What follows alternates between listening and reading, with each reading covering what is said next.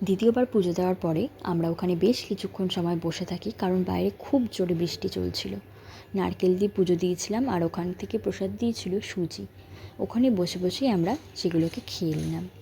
আর তারপরেই বৃষ্টি একটু কমাতে আমরা বাড়িতে চলে যাই। সেখানে আর ভিডিও নিতে পারিনি, কারণ এতটাই বৃষ্টি চলছিল। সন্ধেবেলাতে বৃষ্টি একটু কমেছিল, তাই আমরা তাড়াতাড়ি করে বেরিয়ে পড়লাম একটা ওখানকার রেস্টুরেন্টে। রেস্টুরেন্টের নাম ছিল কোহিনূর। তো অ্যাম্বিয়েন্সটা দেখো, খুব সুন্দরই ছিল মোটামুটি। আর আগের দিন আমরা একটা কেক অর্ডার করেছিলাম, ছোট্ট একটা কেক। তো সেটাকে কাটবো বলেই আজকে নিয়ে আসা, কিন্তু বৃষ্টির মধ্যে যে এতটা করতে পারবো এতটা ভেবে উঠতে পারিনি। আর চারিদিকের অ্যাম্বিয়েন্সটা আমার খুব ভালো লাগছিল। দেখো, এবার আমরা কেক কাটবো। তো খুব এক্সাইটেড ছিলাম। তারপরে আমরা আস্তে আস্তে কেক কাটলাম।